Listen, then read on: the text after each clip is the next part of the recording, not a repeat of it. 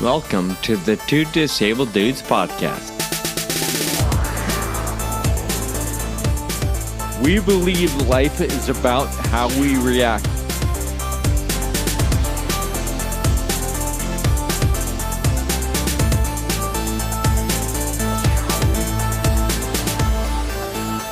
Welcome to the Two Disabled Dudes podcast. The Biotechnology Innovation Organization, or BIO, has a very focused purpose to cure patients, protect our climate, and nourish humanity.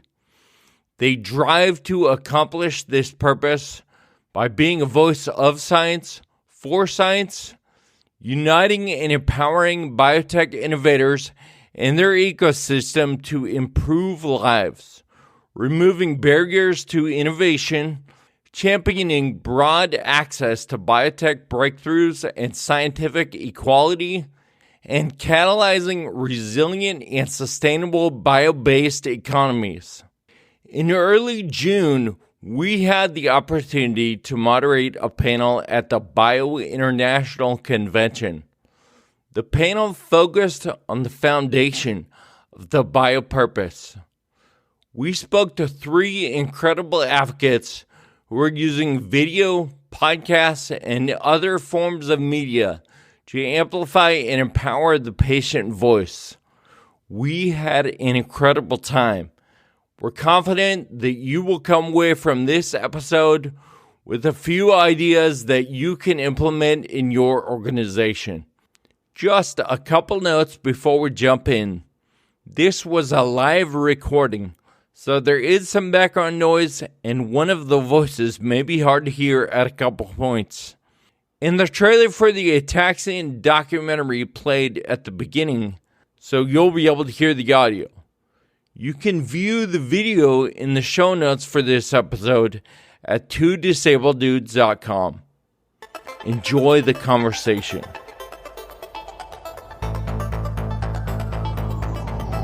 It's my honor to introduce Kyle Bryant and Sean Baumstark with Two Disabled Dudes. Thank you. Thank you so much. He's like a magnet. People are just drawn to him. His courage, his charisma. My name is Kyle Bryant.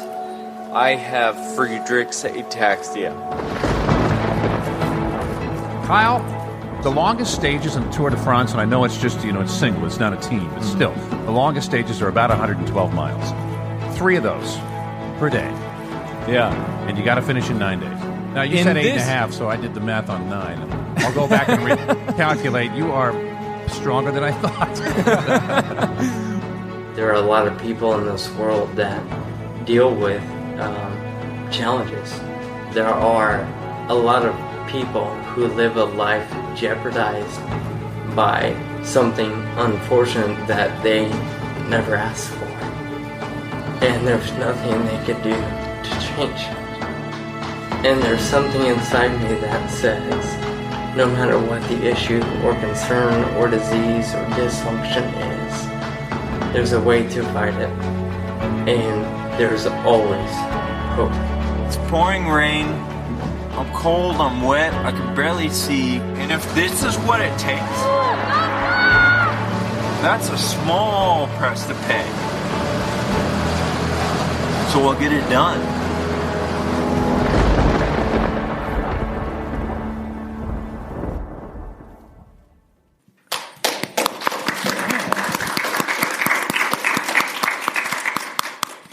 Pretty good flick. You can find it on YouTube now.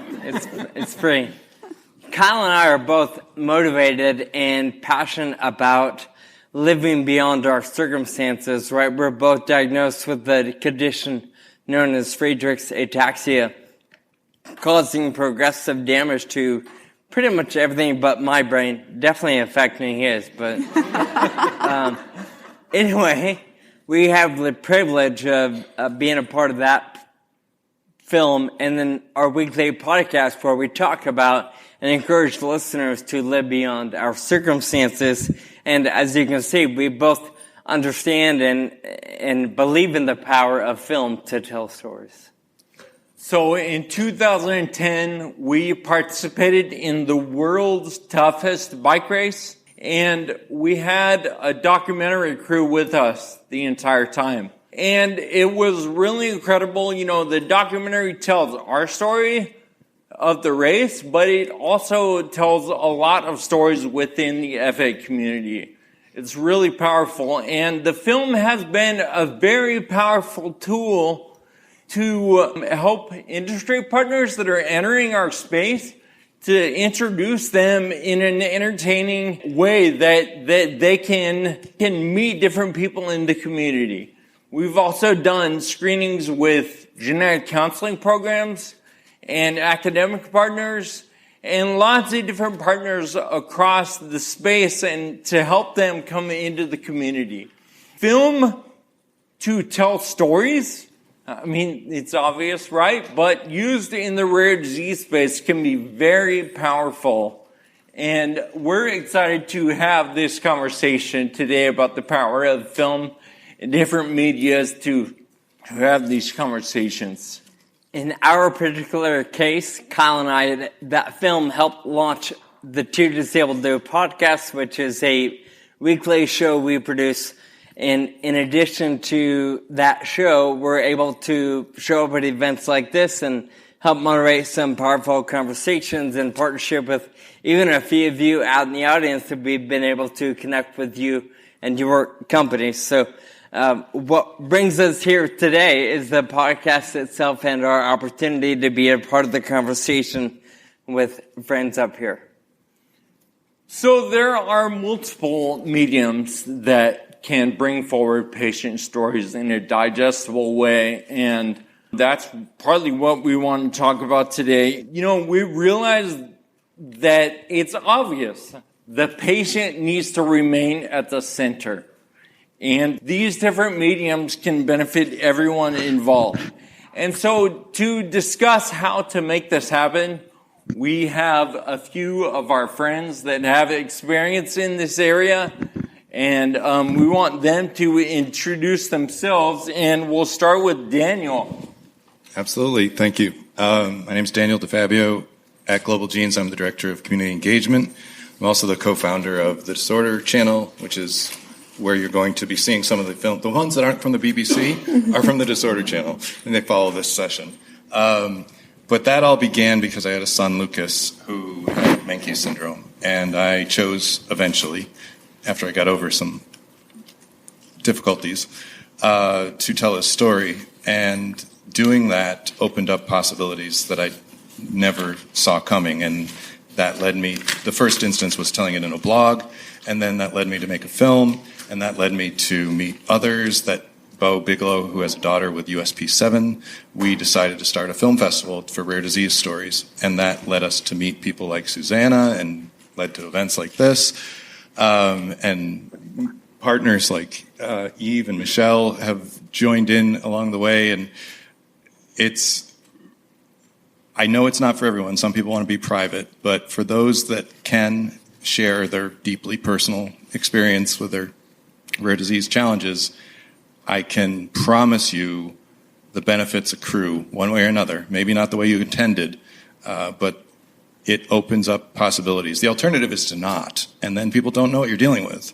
And that may be the right decision for you personally, but our community needs the stories. They've got to come from somebody. Hi, everyone. Eve Dreyer, and I am the head of patient advocacy at Travere Therapeutics. We're a rare biotech company. And I was born to work in patient advocacy. I was born with a loud voice. I knew how to use it. When I was little, it wasn't always the most popular thing with my family. But I just always have felt that it's my job to help people who don't necessarily have that naturally learn how to amplify their voices, tell their stories, talk about their needs. And I just think that working in patient advocacy is the most blessed and honored way to undertake a career that's as satisfying as this one has been. And I've been at Travere for 4 years now. When I had my final interview with our CEO, Eric Dubé, and told him that he asked would there be any deal breaker, and I said only if we weren't committed to reaching out to the most diverse population possible. Because in addition to patient voice, we really want to make sure in our company and in many of the others represented on this panel today that we're reaching out to all communities. And there's really no better way to do it than helping our patients tell their stories, which we are wholly committed to in our organization because, we really do believe in the battle cry, nothing about us without us. So we're very engaged in that way. And in fact, last year when I was honored to speak at the Global Genes Diversity Summit, Daniel and I had an opportunity to huddle in the corner, and we've made a pledge to one another that we, working together with other companies like Horizon and other organizations, really want to make sure that every patient who would like to tell their story in video to educate their doctors, to educate congressmen, to educate the FDA, have the ability to do that. So I hope in the years moving forward that will be something that we're able to do. And just so thrilled to be on the panel today. Thank you. My name is Michelle Rivas, and I am a senior manager of communications at Horizon Therapeutics. As you know, we're all here because I think first and foremost, we are storytellers in one way or another. And I would say every single one of you in the audience is also a storyteller. So it's perfect that you're here. My background is in health narrative, which is a very, I think, scientific form of storytelling. And so I've always been drawn to, these untold stories and ways that people can educate one another through storytelling and how powerful that can be. That's an actual educational path you can take, and never saw myself kind of joining a therapeutic company, but I've been at Horizon for 4.5 years and have been able to collaborate and meet such wonderful people, and also interact so closely with the rare disease community. I run a program called Rare Is at Horizon, which is entirely focused on rare disease storytelling and connecting with the community very closely. So it's an honor to be here today. Thank you all so much. So, Michelle and Eve, we want to start with you. We want to start with the why. Why is it so important to have patient stories at the forefront in your work? I don't think that a company that looks at themselves as being patient-centered can possibly be patient-centered without the voice of the patient experience, the patient journey, on their shoulder, in their ear. And we at our company, like every other company, have a commitment to our patients, but I don't think that we can deliver on that unless we've got a way that we're educating our colleagues internally, which we're committed to. A couple of years ago, we rolled out a program called Rare Life, and 12 times a year we use videos internally to educate our internal population. And then with patients' permission, we also use those videos in a social setting through social media.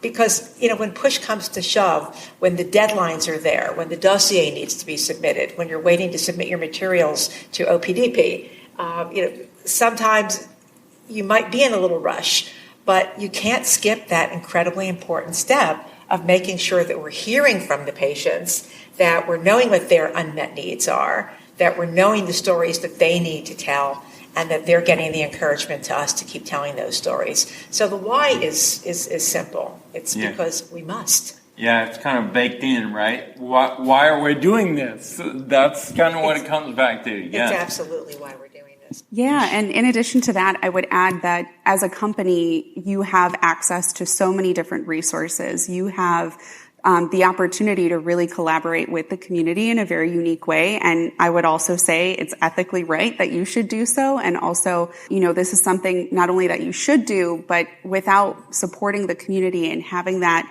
collaborative mindset and integrating that mindset back into the organization, you cannot be as impactful, and you're going to be on the wrong path as an organization. So without having the voices of, the people that are living the real experiences every day, you're not getting those insights that can better inform any of the work that you're doing. Daniel, I want to ask you a similar question, but maybe a slightly different perspective. Not only do you work in this space of advocacy, but you're a dad and a caregiver. In your intro, you said stories have to come from somewhere. Stories need to be told.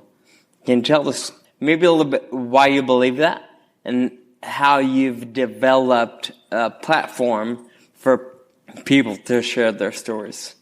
Definitely. I think as you get to know the rare disease community, you hear the number one thing is a sense of isolation. It puts you into a new world that you weren't anticipating prior to diagnosis, and your world after diagnosis is very different, and your medical care is different. Everything's different. So that isolation is painful, and we all feel the need to solve it. And one of the ways to solve it is to share your story. Not just because the reason I did it, it unburdens you. It's like venting or journaling would do the same thing. But if you share it publicly, you never know who finds you. So you've solved a bit of the problem of how am I going to find my people? Well, maybe some of my people will find me. And I think we all know Effie Parks, and she credits the dudes, and well, she should, that because of listening to their podcast, she created a podcast. And because of her creating a podcast, she found a bunch of people. And I found her in one of my darkest hours in a hospital bed, not a bed, that little chair that you get, the guest chair that you can't really sleep on. I couldn't sleep at 3 a.m, and I needed a podcast, and I found the one, first time I ever heard Effie's podcast. Wow. It was the one about how you can't sleep in a hospital. It was called Hospital Hair, Don't Care. And then that led to Effie and I collaborating, and we do a TV version of Once Upon a Gene podcast on the Disorder Channel now. And we work together at Global Genes now, and none of those things could have been anticipated by the simple act of I want to share my story. And publicly is kind of a key. I mean, if you're not that kind of person, I understand, but I really believe that that contribution is not just for yourself. It's for the next people. Brene Brown always says, the story of how you got through your struggle will be the survival guide for the next person. Could I add something here? Absolutely. I just, again, the sharing your story, it's not something that comes so naturally to everyone. And again, we talked about how all of us up here, by the example of what we do, and I'm sure many of you in the audience are doing the same, we've just passed Mental Health Awareness Month. And I feel very strongly personally about mental health, have dealt with it within my family, and have also had experience to understand that a number of our rare disease patients are they need to tell their stories. They need to share them. So we did a video that we posted with a couple of our advocacy group members to talk about how important it was to support mental and emotional health and be able to share. It's nothing shameful at all, and it's also very hard to find access to the right care. So following up on that, I wanted to say a little something, and I wrote a little bit about my personal story and shared my personal experience, and said that we were lucky, we knew how to use our voices. And I shared a little something also about Dr. Al Friedman, who many of you might know is the rare dad psychologist, and he helps a lot of individuals throughout the community. And it was just a little piece that I published, and I follow people and I repost, but I don't usually write. And I've had over 6,000 impressions and people commenting and saying, you're sharing your story, which was about a loss of someone's life, my husband's, and from mental illness. And they said, we want to tell our story, and let's keep talking, let's keep doing this together. And I just think that we need to get together as a group, all of you out there, and encourage people how important it is to share their stories, not just to their families, but to the larger community. Thank you. I imagine, we're in a room full of hundreds, maybe a couple thousand right now, of industry partners that maybe have developed an incredible advocacy side or, patient engagement side. And maybe a few are trying to figure that out. What's the best way to do it? How do we go about it?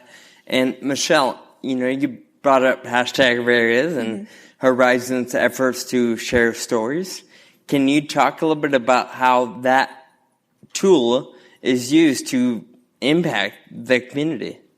Absolutely. So RareIs started in 2017. It was a hashtag campaign that we did on Instagram, not really knowing what was going to happen from it. We wanted to create a space to aggregate different stories from the rare disease experience. So as somebody's going online and sharing their story, if they felt comfortable, they would hashtag RareIs, and then you can search that hashtag on Instagram and you get thousands of different stories. And it's been pretty incredible to see how much has developed since then.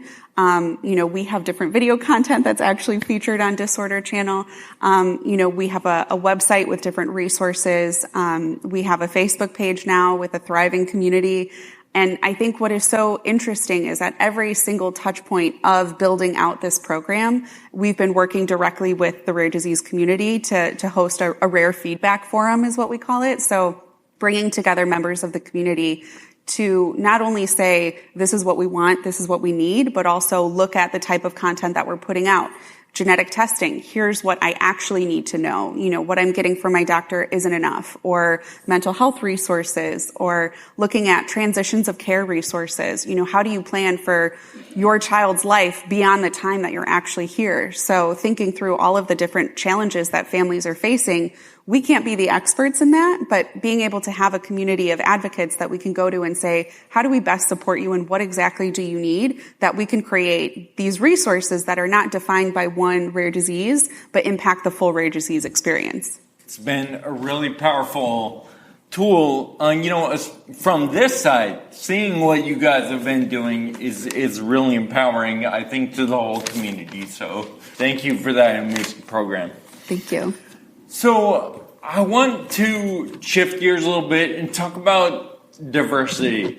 I think diversity is something that we all think about and we all try to incorporate into our communities. It seemed like video and podcasts and different mediums can be a powerful tool for incorporating diversity. So Daniel, can you talk about how maybe you guys think about incorporating diversity into your channel and your videos and platform?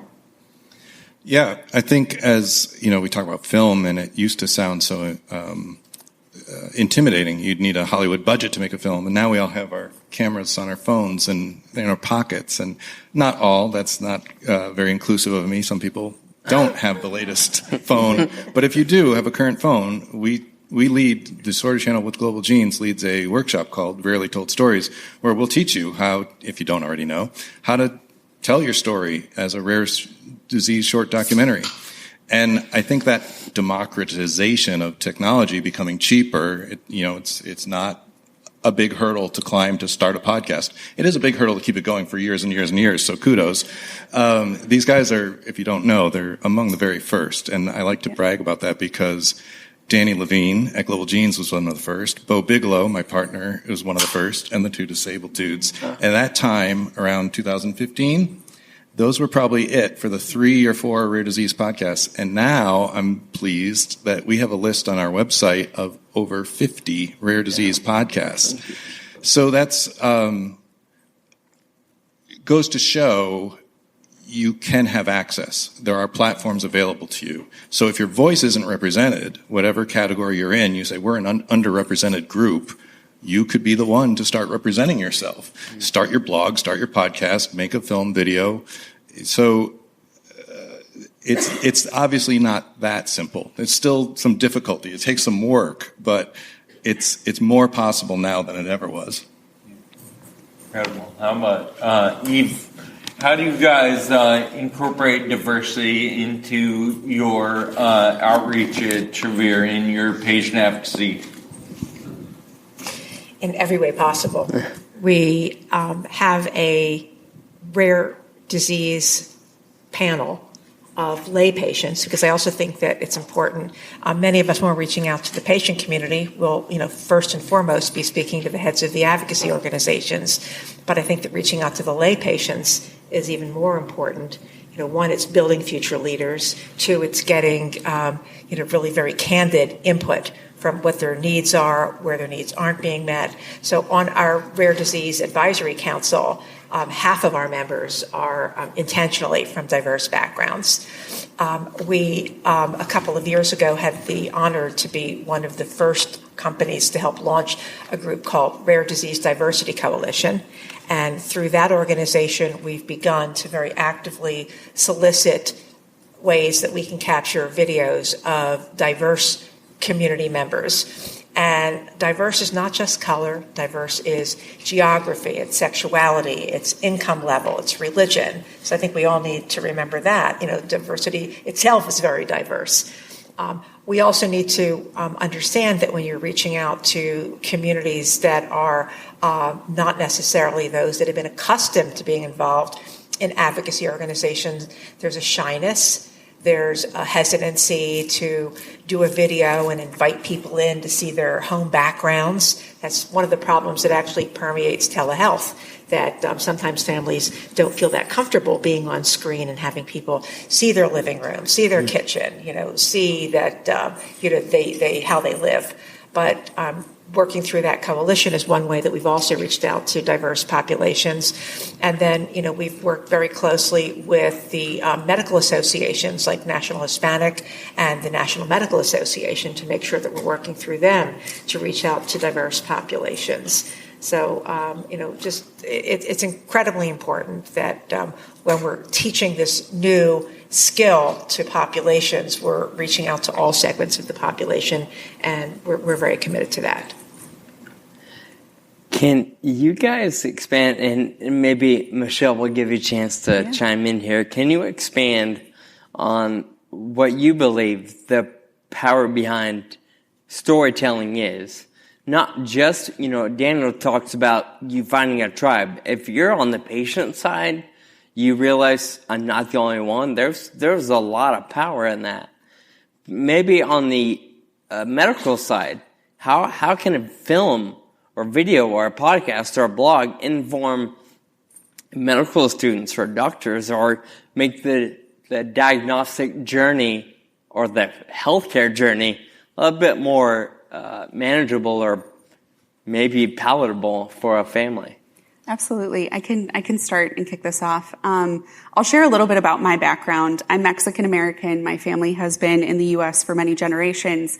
And the reason I got into healthcare was because I was a child witnessing my family navigating the healthcare system that wasn't necessarily designed for them. There's a language barrier. There's a financial barrier. Clinicians are not giving them the same level of respect. And as they're going through the system, physicians are suggesting different types of care because it's cheaper, not actually knowing, the family's financial background or the needs that they have or the level of understanding. As a child sitting in the room as you're watching your family, receive care, I'm starting to tune into these different types of, diversity issues when it comes to healthcare. A lot of the people that are providing care are not the actual ones that look like you if you're a person of color or you have a native language that is different than English. So that was really what brought me into healthcare. And through the power of storytelling, I was able to find a space. I had started a health blog focused on Latina health because that is my own personal experience. And it was during the time of the early blogging days, which like you're talking about, going all the way back to LiveJournal and whatnot, the very early days of storytelling, but recognizing that there's a need for a story to be told so you can be seen, you can be heard, and you can feel valued. So that's something that I have always brought into my work. And at Horizon, it's really important that, we're so focused on bringing in people from different backgrounds because you're going to have a different perspective than, if you're hiring the same type of person who looks like you and thinks like you and has a similar background as you're not going to be as attuned to the different challenges that might exist in different communities. So through storytelling, I was able to find a space that allowed me to kind of come in and have that platform and that background of, I know how to storytell, but I also know how to storytell from the center of the healthcare needs for any community. So it's so important, I think, that storytelling is used for that good. Bringing in that tie, and especially that diverse and cultural tie into stories can help people from diverse communities find a space for them. Perfect. I think another thing that we should be thinking about, and this also came up last year at the Health Equity Summit, and I've talked to many of you about this, is a way that we can support as industry partners an opportunity for all patients to have that 90-second, 2-minute video. And now I know, thanks to Daniel, that there's actually something on your cell phone that you can capture your story with. Because when you walk into the doctor's office, one, you can be intimidated, depending on who you are and what your inclination is to share. And number two, if the doctor doesn't know you, then he doesn't know you or she doesn't know you. And if there could become a cultural adaptation where you say, doctor, before we start talking, I'd like you to watch this 2-minute video, this 90-second video. You need to know who my family is. You need to know how we've adjusted to this disease. You need to know something a little bit more about this disease, because in rare, very often, you as the educated patient or caregiver know so much more than your doctor does. So I really think, and I wish that as an industry, combined with bio and with Global Genes and others, we could pledge to work together and collaboratively to make sure that all patients who want to have the option to have their story on their cell phone, so that when a doctor gets to know them, there is no, unintended bias. There is no misunderstanding that if they don't necessarily speak English or have a big job that they can't afford to be in a clinical trial. The doctor needs to know who the patient is. They need to know who the family is. So that's what I would like to see happen. I think on the patient side, when we have all been there, you have a 20-minute intake process, of the paperwork. And if you have a hard time writing, it might be 20 minutes easily, right? So maybe we can introduce some sort of intake process on the doctor or the caregiver side to watch a 2-minute video before that first appointment. I don't know if any of you are in charge of that stuff, but yeah, I'll actually make a plug. There's a really great organization focused on kind of humanizing the medical chart called the Mijo app. So if you haven't checked it out, that's one to definitely take a look at. Yeah. I was thinking, as we were preparing and talking earlier, that how great is it when somebody knows your name, just knows your name, right? And it starts from there. But what if they knew even more than that, right? And they saw this video, maybe you could email the coordinator or something before the appointment. And all of a sudden, before you even get there, they know your name, they know a little about you, they know your disease. And maybe they've Googled it because they've never heard of it before, right? I think that could potentially be a really powerful thing if that's incorporated into more doctor's visits, yeah. Bo, did I just call you Bo? I'll answer to Bo. It's okay. He's got more hair than I do. I'm flattered. As we're thinking about doctors and scientists and industry and all these different audiences, do you tell your story differently depending on who you're talking to?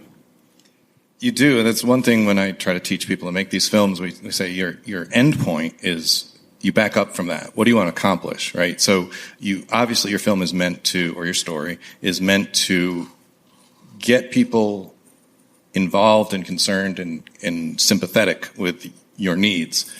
Well, then at the end, you want to leave them with something along the lines of, what can I do? And you got to tell them. You got to tell them what they can do.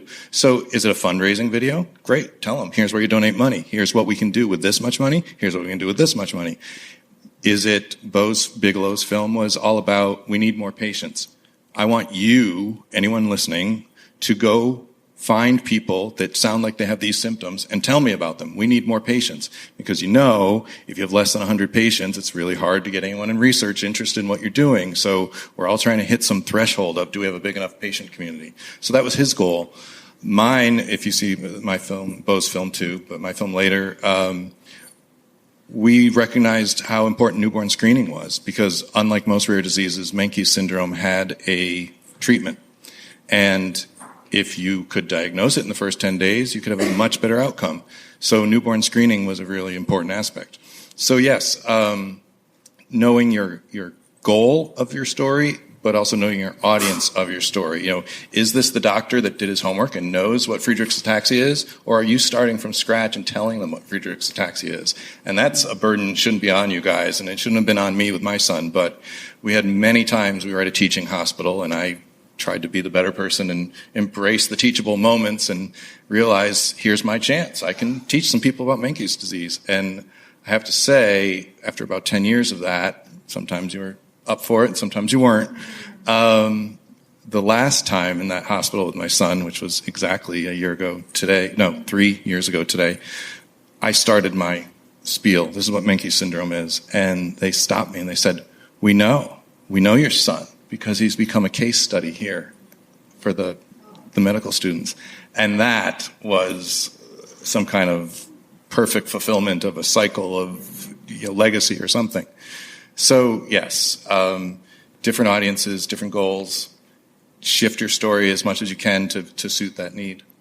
I would also add that health literacy is so important, and it's not something I think everybody thinks about, but the way a doctor should be describing a rare disorder to a child is very different than how they're going to talk to a medical scientist. It's very different to how you might talk to a parent or a caregiver or, a family member.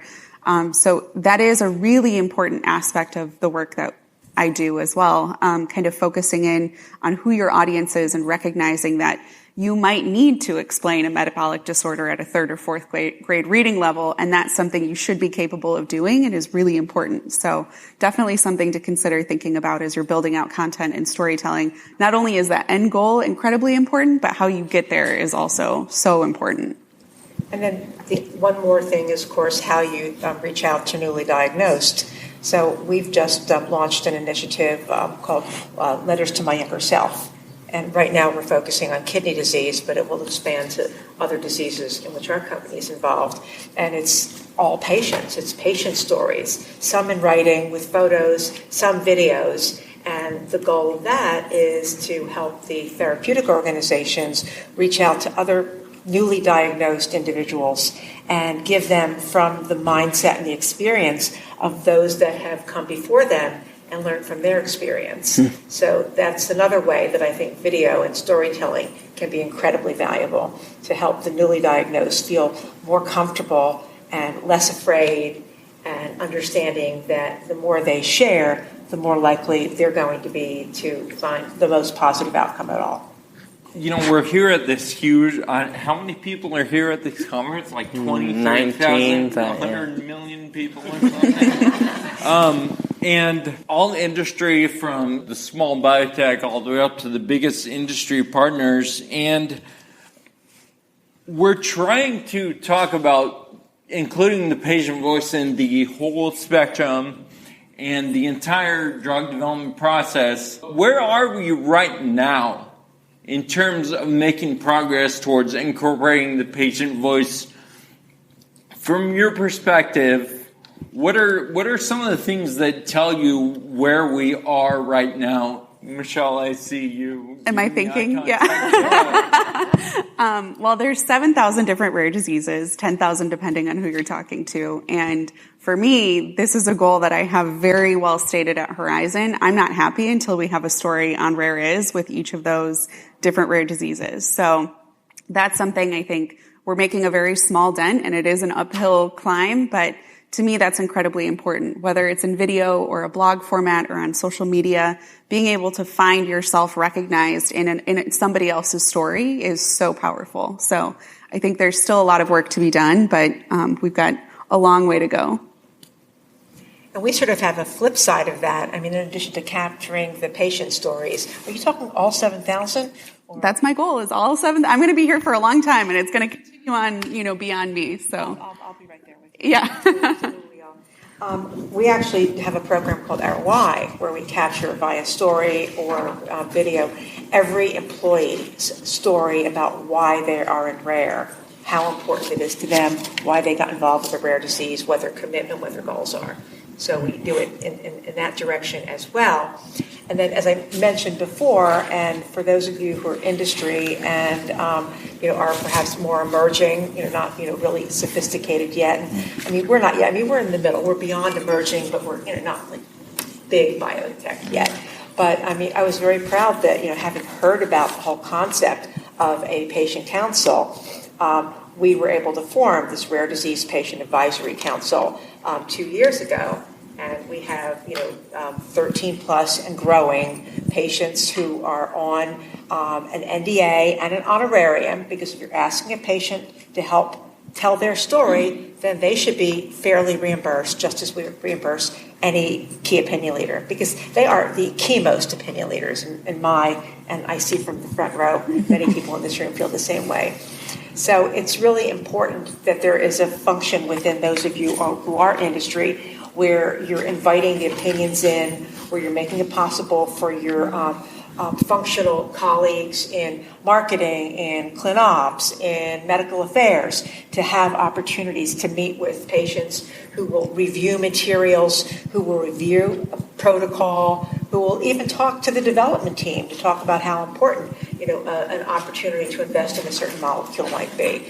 And that's part of our commitment, not our whole commitment, but I just wanted to share how important it is to have that function that will allow all of you within your company to share patient insights to your colleagues within the company. So again, that patient is sitting on their shoulder, on everybody's shoulder. Yeah, Michelle, you may already know, or might not surprise you, Disorder Channel had an initiative called 7,000 Films Wanted. Yeah. And then Global Genes goes and changes the number to 10,000 rare diseases. So we've got even more. We've got more to go, yeah. Job security. Yes. But I think, the trend is going in the right direction. We have events like this. We have topics like this, the patient voice. And I would, if it didn't make for too long a topic name, I wish that maybe it could have been patient and caregiver voice, because especially in rare disease, pediatric cases, there's so many, like my son, there's Luke's daughter, there's so many, Luke Rosen's here in the room in case anybody didn't know why I said that. There's so many patients that cannot speak for themselves, and you have to rely on the parent or the caregiver to tell that story and communicate for them. And it's great that it wasn't that many years ago. I think patients' stories were an afterthought. Patients were the end of the process for biopharma, right? We build our thing, we get it to the patient at the end. And now there's much more of an effort to bring them in earlier. We had emphasis on listen to the patient voice. That's great. Now we're saying be patient-centric. That's even better. But be honest with yourself. That's a high bar. Patient-centric? Center of what? Center of everything you do? Good. Let's do it. Let's do it. But that doesn't come at the end. That comes at the beginning. That's a good point. It's like you said, starting with your end point. What do you want to accomplish, and how's the patient and their family is going to help you get to that end point? That's powerful. And Eva, I will say I appreciate you here and mentioning honorariums, because shoot, we have bills too. But I think you're right. You even said it, Michelle, when you were talking. A lot of caregivers, care professionals start thinking, they may not have resources, so let's propose this journey. Mm-hmm. And you're not really given a fair and accurate picture. And I don't know why I'm sidelining on that particular subject, so I'll stop. I know we're pretty darn close to the end. We wanted to allow a few minutes of questions in case there are any from the audience, but I want to say a big thank you to Bio and BBC for helping put this together. Of course, to Susanna for organizing the five of us being able to hang out together, Michelle, Eve, and not Bo, Daniel.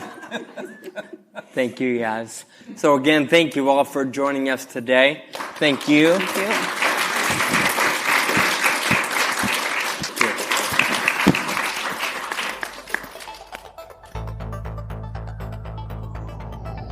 We're grateful for the strong leadership in the biotech community, always thinking of innovative ways to center the patient voice into drug development. We're grateful for Daniel, Eve, and Michelle for taking action for the patient community and blazing trails for others to follow. We invite listeners to check out our show notes for this episode at twodisableddudes.com to find links for the Disorder Channel, Horizon Therapeutics, and Travere. Thank you to Bio for this opportunity. Until next time, keep living with urgency. Thank you for listening to the Two Disabled Dudes podcast. This show is possible with your support. Visit twodisableddudes.com to donate. Connect with us on Facebook, Twitter, and Instagram. And be sure to subscribe on your favorite podcast app.